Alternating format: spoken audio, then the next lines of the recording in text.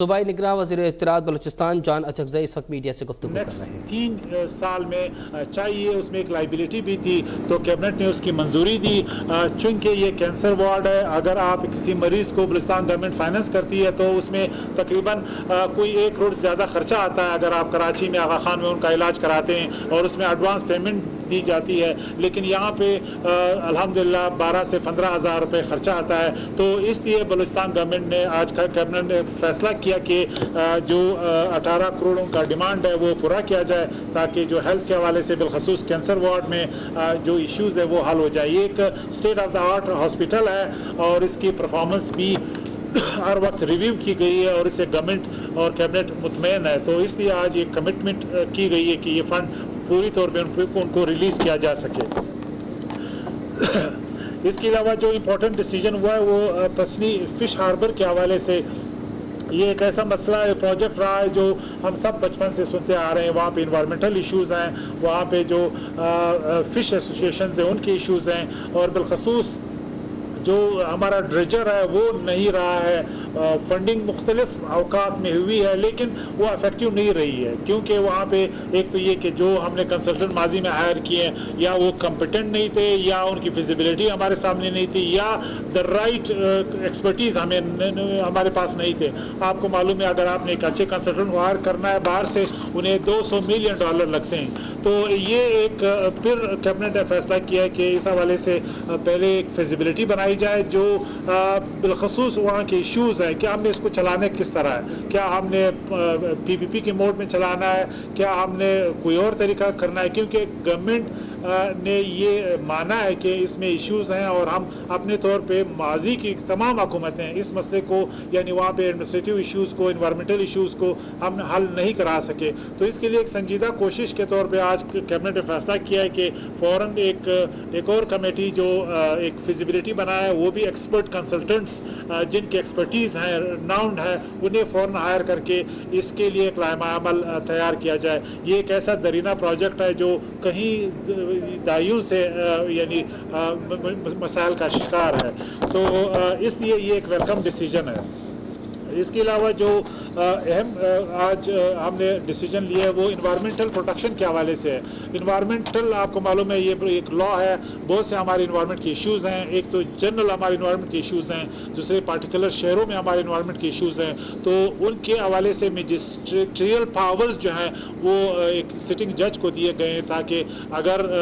انتظامی لحاظ سے مسئلے حل نہیں ہوتے تو میجسٹریل پاور کے طور پہ وہ جج ایکٹ کرے اور انوائرمنٹل ایشوز کو جو ڈسپیوٹ میکینزمز ہیں وہ حل کریں۔ تو یہ بھی ایک طریقہ تھا کہ ہم ہر وقت اپنے جو آفیسرز ہیں ان سے شکایت کرتے ہیں کہ یعنی ایڈمنسٹریٹو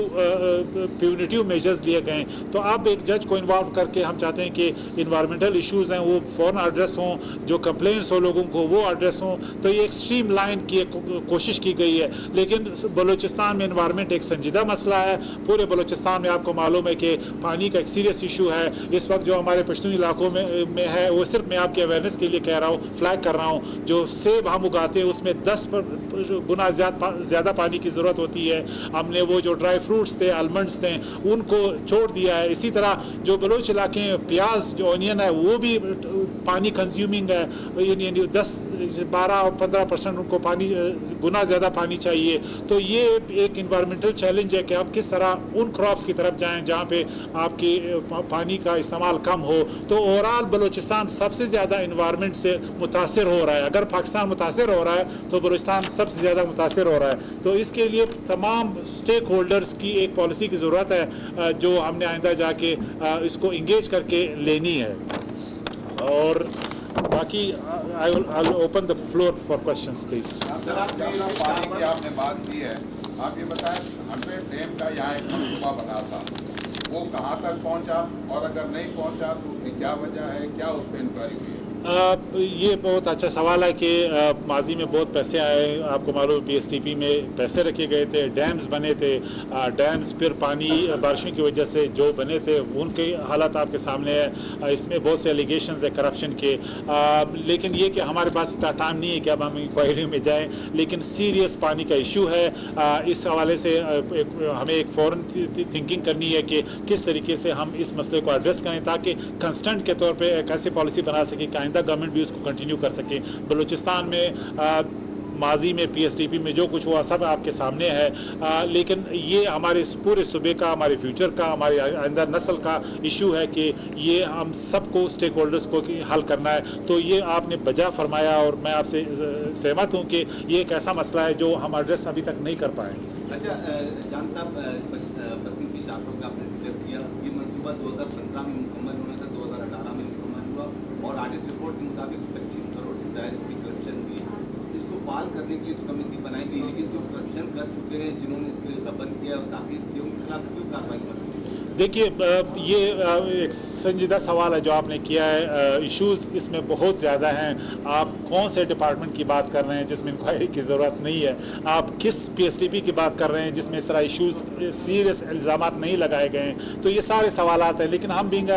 केयरटेकर गवर्नमेंट, हमने इमीडिएट इंटरवेंशंस करना है कि जो मसाइल पड़े हुए हैं उसका एक इमीडिएट हल निकालें ताकि आइंदा गवर्नमेंट को हम कोई चीज़ हैंड ओवर कर सकें। तो इसलिए हमारे पास जो इमीडिएट रिस्पांस है वो इम्पॉर्टेंट है, ना कि हम इनमें पढ़ें कि माजी में क्या हुआ। बहुत कुछ हुआ, लेकिन हमारे पास इस वक्त जो एजेंडा है वो हमारे सामने है कि हम क्रिटिकली इंटरवीन करें और इनका कोई सजवाब निकालें ताकि ये मसला आइंदा हुकूमत के गले ना पड़े।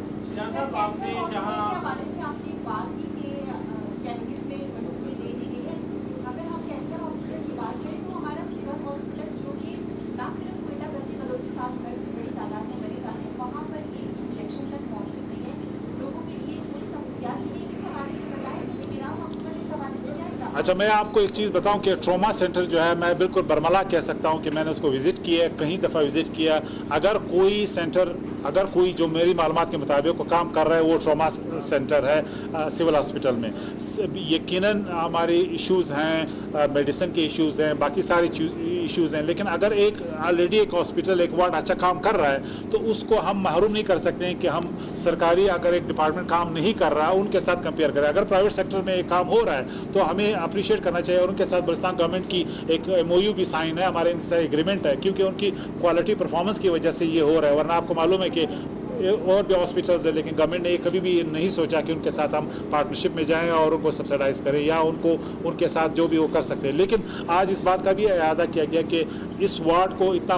यानी फंक्शनल बनाया जाए रेवेन्यू के एतबार से कि वो और रेवेन्यू जनरेशन के एवेन्यूज को भी एक्सप्लोर करें, सिर्फ गवर्नमेंट के लिए ना बैठे। अच्छा साहब, आपने सैलाब जर्दान के हवाले से जो पैकेज है उस पर बात की, उसमें एक तो मामला कोर्ट में भी है कि कौन इसको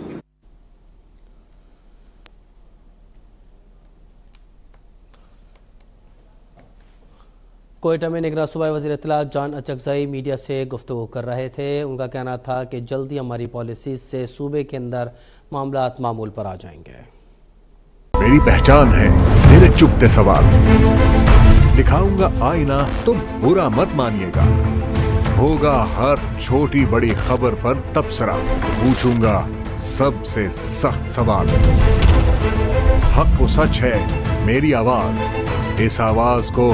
दबाना नहीं, बहा ले जाऊंगा हर रुकावट, क्योंकि मैं बहता सैलाब हूँ। देखिए अब तक डॉक्टर दानिश के साथ। अभी सब्सक्राइब करें ताकि कोई खबर रह न जाए।